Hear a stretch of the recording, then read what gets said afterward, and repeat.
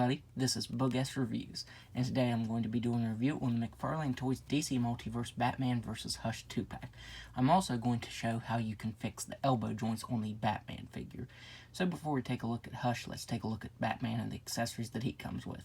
So first up, Batman comes with your standard DC Multiverse base. Hush also comes with one of these, and I do think it's weird, especially since they come with this really nice cemetery base. And this looks really good. It's got a ton of sculpt detail to it. But the thing is, there's no paint detail to it. As you can see, the leaves, the dirt around the casket showing through there. None of that is painted. You do get a really nice black wash here on the Jason Todd tombstone. So that looks really nice. It only has 2 pegs, one right here and one right here. I do wish it would have had 4. I think that would have been cool. But yeah, despite the lack of paint detail to this looks really nice. And finally, Batman comes with 2 silver batarangs, and these look really nice, but they are really big. I do wish they would have been a little bit smaller, that way he could have held them in his hands just a little better. So taking a look at the head sculpt, McFarlane Toys did an awesome job on this. I think it captures Jim Lee's art really well. All the details are painted on very nicely, the eyes are printed on, the mouth has some really good sculpt detail to it, and he even has some varying skin tone there. So yeah, that looks really nice. This is probably one of my favorite figures of Batman that McFarlane has done, just because I'm a huge fan of Jim Lee's art, and I think this figure captures that really well. The Bat logo looks really nice. All of the sculpt detail, the wrinkles to the suit look really good. The one thing is, I do hope McFarlane Toys releases this in a blue version, because when I think of this design, I think of it in blue, but I'm sure McFarlane will give that to us. Now, the one complaint that I had with this figure is that the joints right here were completely black, so all the way up it was black, and on the elbow it was black. And I thought that was really weird, but I got to looking closer and I saw that the black was just painted on. So all of this joint right here is just paint. So I took this apart, I boiled and popped the pins out, and I took a Q-tip with some acetone on it and brushed it lightly, and I tried to get it even. You can still see there's a little bit of black there. But yeah, taking that off is a huge improvement. You know, he doesn't have the black elbows anymore, and then it ends right here at the glove. I do think the glove might have been just a little bit lower. The cut for the glove might have been lower in the comics, but you know, I tried to get it even as best as I could. And I do think I did a better job on this left side than I did the right side. It was really hard to get the black paint out of these ratchet joints up here. But yeah, that is a huge improvement to the figure. So if you're on the fence about getting this because of the mismatched color there, that is not. It's actually gray. It doesn't make any sense as to why McFarlane would actually paint black over top of that, but it is a really simple fix that you can do yourself. The belt is painted in a nice bright yellow color. I do see a little black scuff right there. He has some texturing to his briefs there, and he has a really, really nice cape. I love this windswept cape that goes over top of his leg there. It looks very nice. And if you don't want it like that, you can just leave it folded like that. That way it goes behind him. So you can do either of those options. And he has a very subtle texturing to his boots. It's very slight. And I'm just noticing that's a really bad mark right there. That's a mark down in the plastic. But yeah, other than that, I think this figure looks really good. Like I said, Jim Lee is probably my favorite DC artist, and I think McFarlane Toys captured that really well with this figure. So now let's go ahead and go over his articulation. He has a ball-jointed neck that can look up just a little bit. He can look down all the way. He can move his head side to side.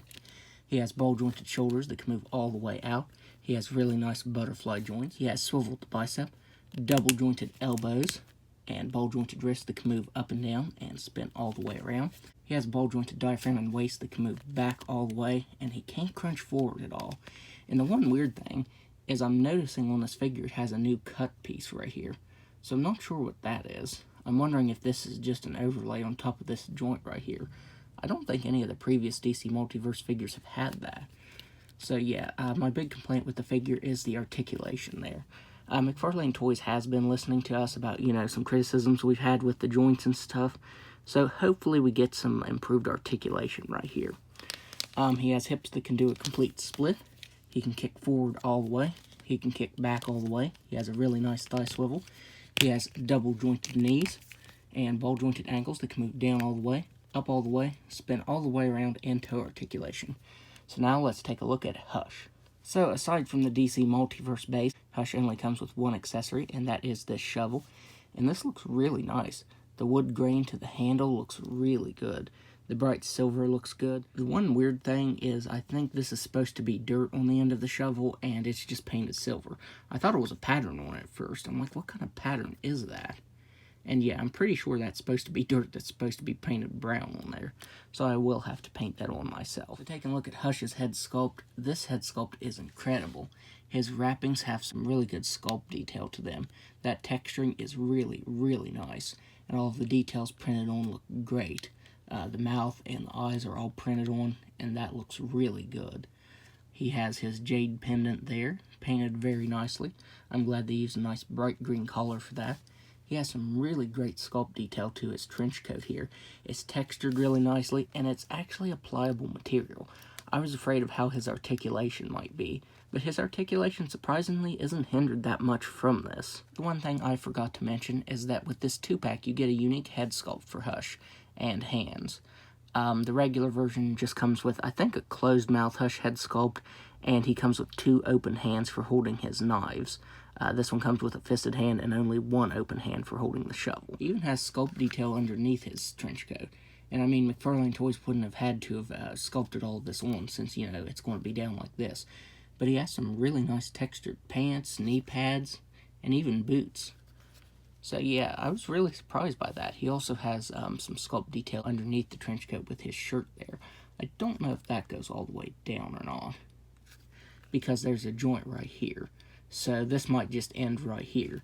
But at least McFarlane Toys actually sculpted all of that detail underneath here. So yeah, this Hush figure is really awesome. I really love the screaming head sculpt. I prefer that to the regular version.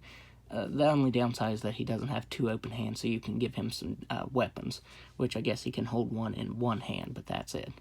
So now let's go ahead and go over Hush's articulation. He has a ball-jointed head that can only look up that far. He can look down all the way. As you can see, the joint does shift there to allow him to look down all the way. He can move his head side to side. He has ball-jointed shoulders that can move all the way out. He has some really nice butterfly joints there.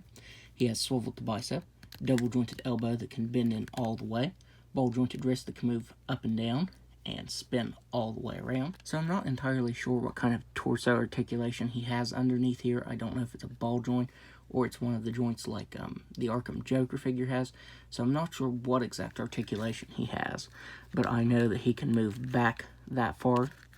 He can move forward that far, which he does kind of move up when you're not holding that down, but he can crunch forward more than I thought he could. He can also move side to side there, and you get some tilting there. He has hips that can only move out that far. You could move him farther, but this would split right here. He has a really nice thigh swivel. He has a double jointed knee that can bend back all the way because of the cut here in the coat. He has ball jointed ankles that can move down just a little bit, up just a little bit, spin all the way around, and toe articulation that can move up all the way. So now, let's do some size comparisons. So first up, here they are next to Harley Quinn. Here they are next to the Joker. And finally, here they are next to Superman. So overall, I would highly recommend picking this set up because it is really awesome. I really enjoyed it. I did have some small problems with it, nothing major. My major problem was the joints being colored black, but that was a simple fix. That is easy to remove, and you can do that yourself. So definitely pick this set up. So that's my review. If you like this review, be sure to hit the like button and subscribe to my channel. Thanks for watching.